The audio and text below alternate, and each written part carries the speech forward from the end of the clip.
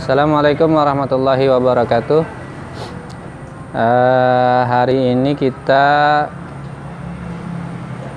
kuliah menggambar dan mewarna, pertemuan yang kedua. Kemarin kita sudah bicara soal definisi lah, apa itu menggambar, apa itu mewarna. Semoga itu sudah paling tidak sudah punya semacam frame ketika kita bicara apa itu menggambar, apa itu mewarna. Dari penjelasan yang kemarin kita sudah punya bayangan. Kita sudah paling tidak bisa membedakan antara mana sketsa, mana gambar, lukisan, mana ilustrasi dan seterusnya lah. Jadi hari ini kita sudah masuk ke persoalan yang lain lagi. Tapi hari ini mungkin kita akan menjelaskan hal yang berkaitan dengan unsur gambar lah, unsur gambar. Sebelum bicara secara lebih mendalam atau secara lebih panjang lebar tentang apa itu unsur-unsur di dalam menggambar, saya ingin menjelaskan dulu soal menggambar itu masuknya di wilayah atau di dalam bidang seni apa gitulah. Jadi kalau kita bicara gambar, gambar itu dalam pembagian klasik tentang bidang-bidang seni itu masuk dalam seni rupa lah, atau kalau hari ini mungkin orang menyebutnya lebih akrab seni visual. Karena apa?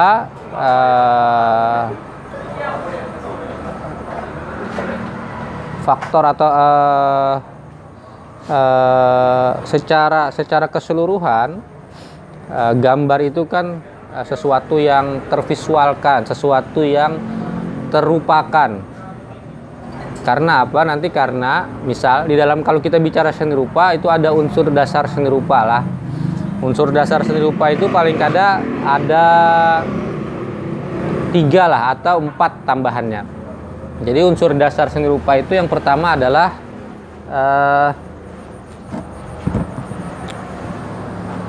garis lah, garis. Kemudian ada bidang dan ada warna.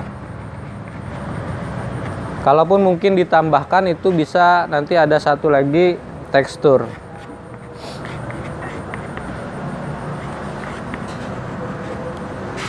Apa itu garis, apa itu bidang, apa itu warna, dan apa itu tekstur, dan bagaimana posisinya di dalam sebuah karya seni rupa. Garis itu adalah unsur pembentuk pertama lah untuk menjadi sebuah karya seni rupa. Sebenarnya di sebelum garis itu ada titik malah. Namun ketika kita bicara unsur pembentuk yang secara visual atau secara rupa itu nampak oleh pandangan mata kita. Nah, seni rupa ini kan seni yang secara umum itu terindra melalui mata, penglihatan. Atau misal kalau ditambahkan tekstur, maka mungkin juga indera raba lah, perabaan lah. Tapi yang menjadi ini utamanya adalah mata kita. Jadi segala sesuatu yang dapat diapresiasi atau diindra dengan penglihatan kita, karya-karya seni yang dapat terindra oleh mata kita atau oleh penglihatan kita itu bisa disebut dengan atau masuk ke dalam karya seni rupa. Nah, garis itu merupakan titik-titik yang kemudian dihubungkan atau terhubungkan oleh satu linearitas atau apa itu namanya. Jadi yang menghubungkan dari titik ke titik itu kita sebut dengan garis. Ketika misal kita buat titik di sini, titik di sini, di sini. Nah, ketika titik ini disatukan, maka ini menjadi garis. Dan garis adalah unsur pembentuk pertama. Garis yang kemudian disatukan, yang terus secara linear terus berkelanjutan, lalu kemudian pertemuan antar garis ini menjadi bidang. Jadi unsur pembentuk bidang adalah secara umum kalau kita buat bidang positif, maka itu dibuat terbentuk dari pertemuan garis ke garis.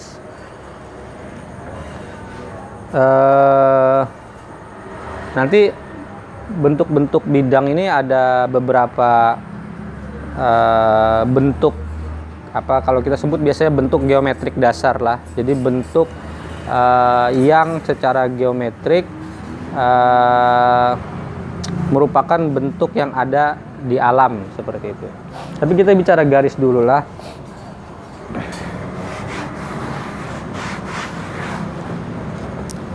Garis kaitannya dengan seni rupa, dia punya nilai kualitatif lah, nilai kualitas tertentu.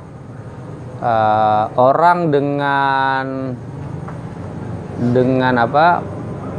dengan ekspresinya itu dapat terbaca atau dapat dilihat karakternya melalui garisnya. Paling murni itu biasa kalau kita buat tanda tangan lah.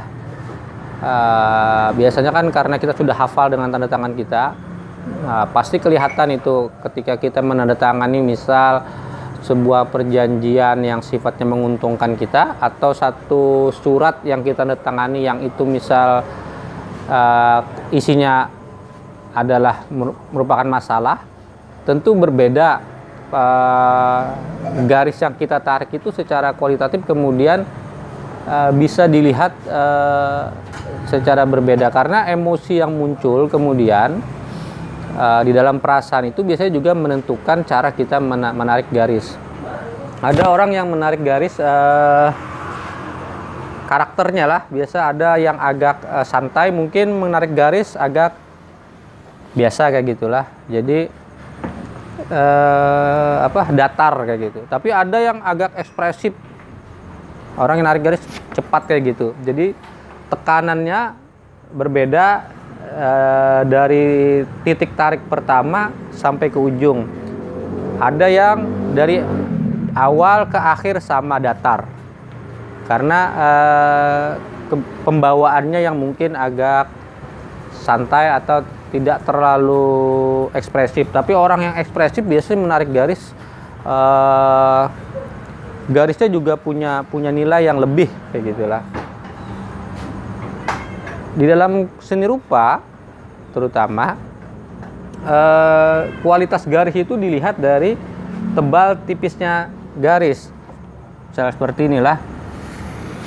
Nah, ini kan berbeda. Atau tarikan misal yang yang cepat seperti itu kan kelihatan perbedaan antara di awal titik tarik pertama, tengah dan ujungnya. Biasanya makin cepat tangan kita makin di atas bidang gambar itu kemudian makin melayang. Secara otomatis garis juga makin menipis. Ketika kita tekan biasanya lebih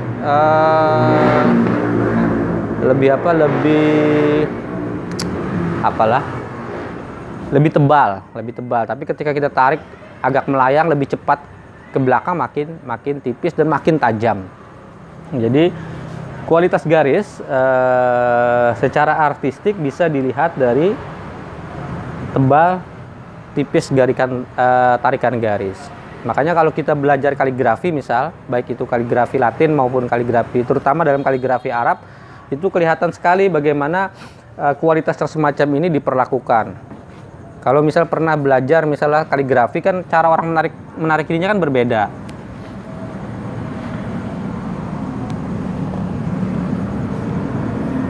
Nah, sketsa seperti itulah. Ini kan kelihatan yang tebal, tipis, agak medium, itu kelihatan dalam kaligrafi, terutama kaligrafi Arab. Itu diperlakukan secara istimewa, dan disitulah letak kemudian kualitas tarikan garis seseorang. Bagaimana ia bisa memperlakukan alat tulisnya atau alat melukisnya secara fleksibel, secara lentur. Ini berhubungan juga berkaitan dengan kemampuan teknis atau jam terbangnya dalam membuat sebuah karya, baik itu kaligrafi atau dalam hal menarik garis.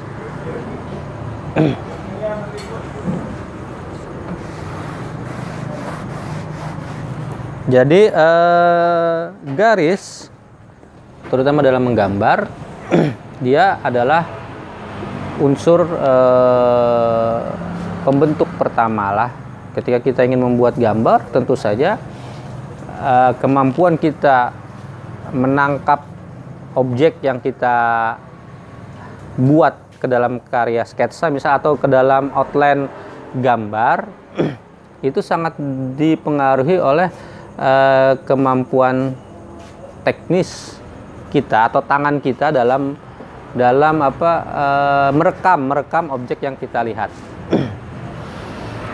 Ada yang secara realistik memang dia punya kemampuan merekam secara tepat apa yang ada di pandangan di depan matanya. Tapi ada juga orang yang tidak mampu merekam secara realistik, tapi paling tidak tetap bisa menangkap objek yang ada di hadapannya.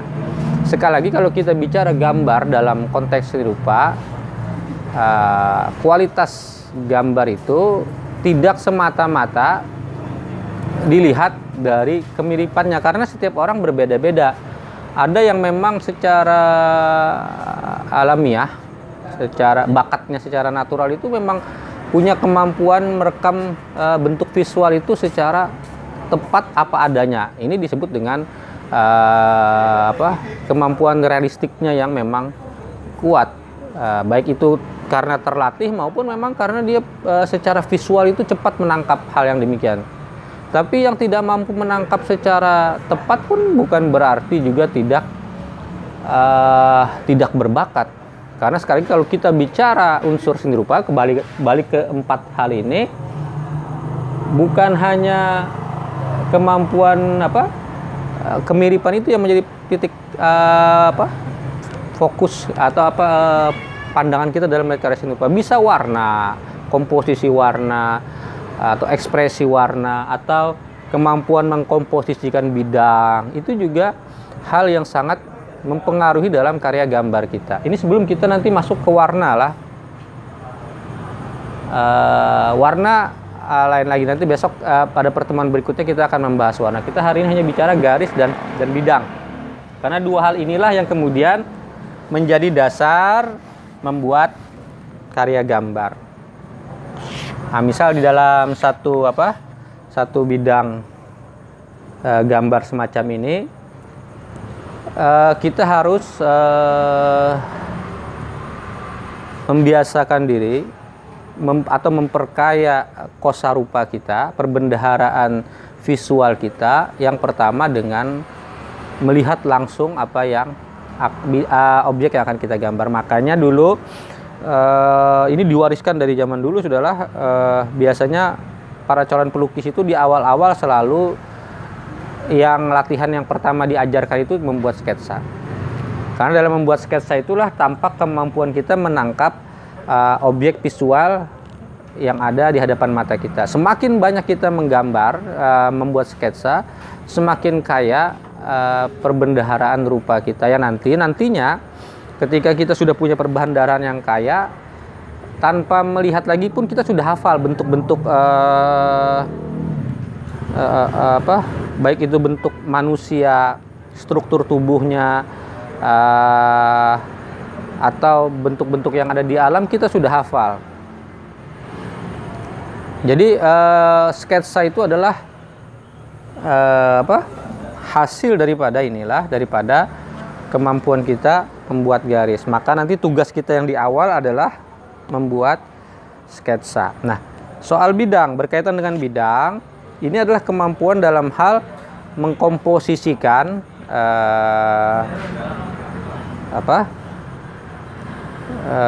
objek yang kita gambar, atau dalam hal kemampuan kita. Kan orang ada yang membuat misal gunung bisa seperti inilah, ada seperti ini, kayak gini lah. Memang ada orang yang terpotong-potong seperti ini membuat outline. Tapi ada juga yang misal sekali tarikan garis. Nah, kita latihan, nanti kita belajar untuk membuat garis yang secara linier itu menyambung dan ajak kayak gitu. Makanya ini penting kita melatihnya dalam aplikasi dalam membuat sketsa. Nah, tugas kalian nanti adalah membuat karya sketsa. Bidang kita akan dalam hal komposisi tadi, ketika kita membuat karya sketsa, kita pun dituntut untuk peka terhadap susunan objek yang akan kita terapkan, yang ada di hadapan mata kita, dan kemudian akan kita ambil menjadi dimasukkan ke dalam bidang gambar kita. Dalam proses menggambar itu, kita menyeleksi objek-objek yang ada di hadapan kita. Tidak semua yang kita lihat kemudian kita masukkan semua. Ada yang misal kalau digambar kurang bagus, ya kada perlu kita masukkan. Jadi kita menyeleksi, ketika membuat karya sketsa itu kita menyeleksi objek kita. Sampai di sini dulu saya kira soal garis dan bidang ini menjadi penting, terutama dalam tugas yang pertama ini adalah membuat karya sketsa. Nanti kita diskusi mungkin di WA atau di komen videonya lah yang ada. Demikian hari ini dulu kuliah kita, akan kita lanjutkan pada pertemuan berikutnya. Terima kasih. Assalamualaikum warahmatullahi wabarakatuh.